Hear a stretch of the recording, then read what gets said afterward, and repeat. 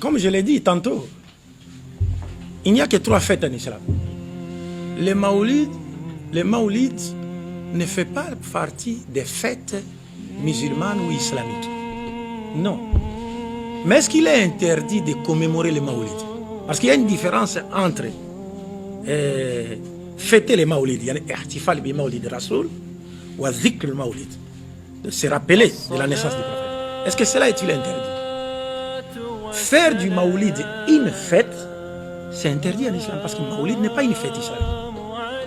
Mais est-ce qu'il est interdit de parler de la naissance du prophète? Non, il n'est pas interdit de parler de la naissance du prophète. Et quand faut-il parler de la naissance du prophète? C'est pas comme ça se passe souvent le 12 Rabiul Awal, non. Parce qu'il y a des dates divergentes. Le prophète lui-même n'a jamais parlé des 12 Rabiul Awal. Mais le prophète a parlé de la journée de lundi. La journée du lundi, il a parlé de ça. Il dit, je suis né un lundi, j'ai été choisi prophète un lundi, on m'a révélé le Coran un lundi, il a fait la hijra un lundi, il a fait le miraj un lundi, et il est mort un lundi. Oui. Ce qui implique à dire quoi? Ce qui implique à dire, si c'était moi personnellement, Abdul Majid, s'il fallait que je parle de la sira du prophète, la biographie du prophète, j'allais réserver la journée du lundi pour parler du prophète. Parce que c'est le jour de sa naissance. Ouais. Pas fêter, pas fêter. Parce qu'il y a des gens qui fêtent les Maoulides, mais qui ne connaissent rien de la vie du prophète.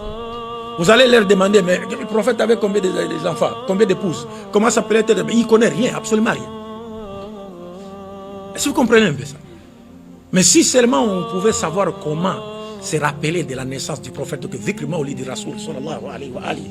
C'est-à-dire, chaque lundi, par exemple, les musulmans s'organisent, il y a ceux-là, après la prière du Fajr, l'imam reste là pendant 30 minutes, il récite quelques chapitres du livre de la biographie Sira Nabawiya, et d'autres dans une autre mosquée, après Salat al-Zuhri, on récite quelques pages, d'autres mosquées aussi, ainsi de suite. Pendant toute une année, vous savez, chaque lundi, si vous vous mettez à lire un chapitre de la vie du prophète, pendant une année, vous avez 48 lundis.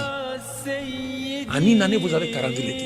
Donc vous allez finir le livre de la biographie du prophète et tous les musulmans qui viendront à la mosquée là, ils vont tirer profit, ils vont connaître la vie du prophète. Parce que les prophètes, la vie du prophète, c'est quoi? C'est l'explication pratique des enseignements coraniques. Vous ne pouvez pas comprendre le Coran ou comment mettre en pratique les enseignements de l'islam dans notre vie quotidienne sans passer par là la vie du prophète Mohammed sallallahu alayhi wa sallam. Donc le lundi, et puis ce n'est pas aussi un hasard que le prophète ait mentionné ce jour en disant je suis né lundi. C'est pas un hasard. C'est pas un hasard. C'est pourquoi il y a même des oulémas qui disent qu'on peut faire un jeûne même ce lundi là pour en signe de reconnaissance à Dieu de nous avoir envoyé qui? Le prophète Mohammed. Et ce jeûne est appelé Suyam Musaddam. Les oulémas, certains oulémas l'appellent Suyam Musaddam. Donc ça, mais pour en faire une fête. Non, le Maoulid n'a jamais été une fête islamique. Ça n'a jamais été une fête. Mais il n'est pas interdit de parler de la naissance de qui? Du prophète. Mais quand faut-il parler de la naissance du prophète? Et comment faut-il parler de la naissance du prophète? Comment faut-il parler de la naissance? Parce que souvent, lorsqu'on parle de Maoulid, ainsi de suite, finalement, vous allez voir que des fois, on parle de Maoulid du prophète, mais ce n'est plus le prophète qui est à l'honneur. Ce n'est plus le prophète qui est à l'honneur. Est-ce que vous comprenez? Donc il faut bien savoir étudier ce sujet-là. Barakallahu fikum.